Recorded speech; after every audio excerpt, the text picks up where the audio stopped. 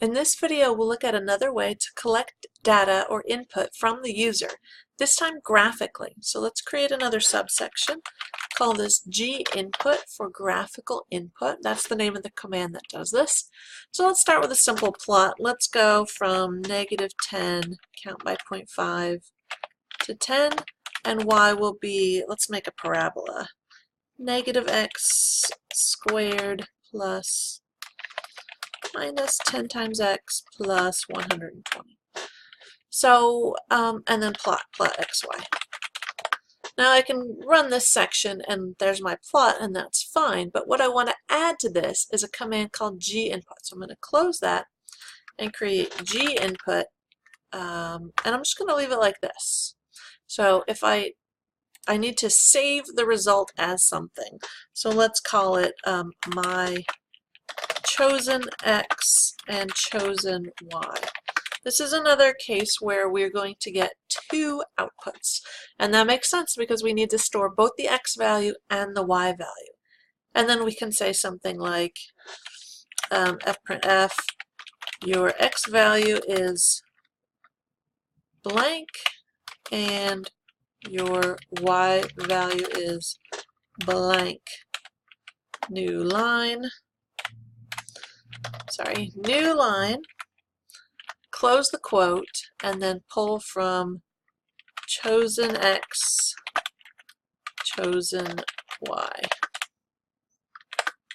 Okay, so that's the end. I've got the string ends with a period, a new line, close the quote, single quote mark, comma, my x value and my y value. So that's going to be the output part.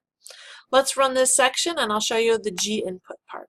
So notice that I'm getting a little crosshairs here, and say I wanted to select a point on the graph like this one. If I click and then hit enter, the program knows that I've chosen the point that I want. And because I did not suppress the output here, I got chosen x and chosen y. And then here's my statement that my chosen x value and my chosen y value. If I change this to, let's run it again. But this time, don't hit enter. If I click again here, and then hit enter, I get all of those values that I just selected. So without a number in the Ginput command, you can pick as many as you want. And take a look at chosen x and chosen y. Chosen x has all of the x points that I clicked on. Chosen y has all of the y values that I clicked on. So that's one way to collect as many points as you want, but you might want to specify. Click exactly 1 or click exactly 2. And then the user doesn't have to hit enter. They just click a single time, maybe at the peak, and then we get this, this one value. One x value and one y value. I managed to nail it right on exactly -5, which is unusual. Anyway, you can specify the number of points you want the user to click on here, and then they don't have to hit enter to say that they're done. You could have them pick 3 or 4, however many you want. But that's how we use Ginput to collect user clicks from a graph. See you next time.